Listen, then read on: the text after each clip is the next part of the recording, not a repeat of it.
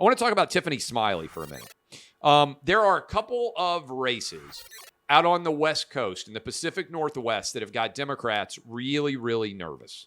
One of them is Tiffany Smiley, who is running for the Senate from Washington. She's a mom. She's married to a veteran who has lost his eyesight in service for the country. Years ago, back before everybody went crazy, the Seattle Seahawks honored this veteran by allowing him to be the 12th man at their stadium back in 2014.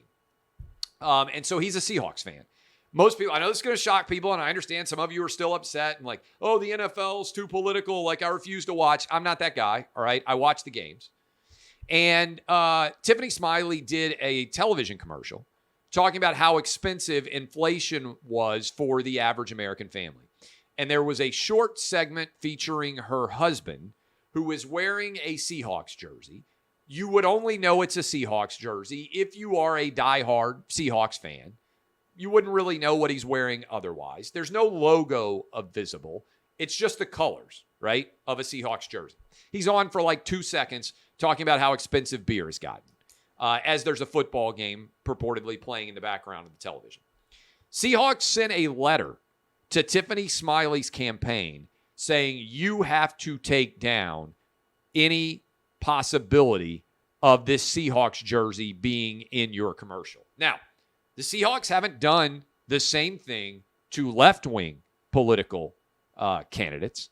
In fact, there are examples out there of people who are wearing Seahawks jerseys advocating for left-wing causes. Seahawks haven't sent cease and desist letters to them. They did it because Tiffany Smiley's a Republican and because they are afraid that Patty Murray, who has represented Washington for 30 years, is going to lose this race. I think it's going to be close. And I think the Seahawks should be ashamed and embarrassed of themselves. Everyone is smart enough to understand that people of all different political persuasions root for sports teams. The logo isn't even visible.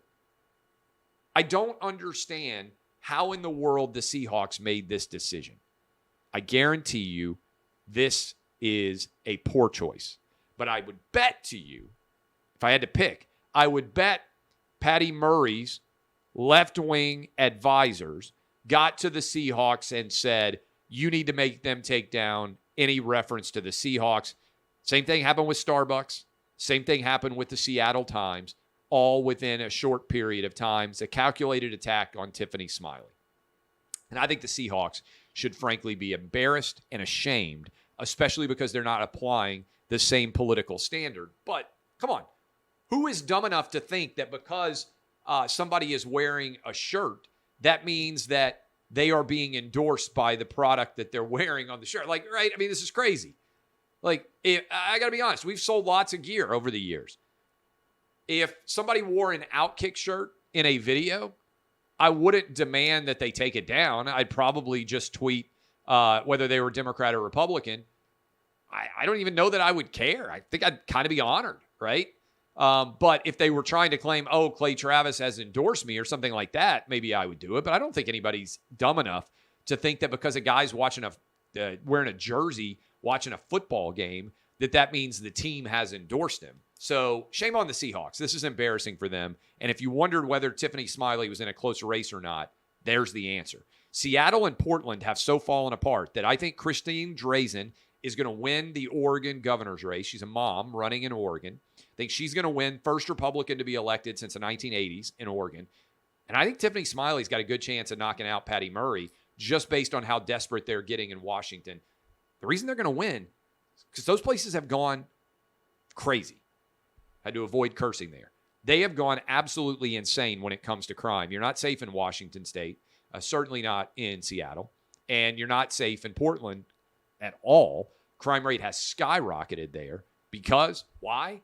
Because of Democrat policies that have defunded police and allowed criminals back out on the streets.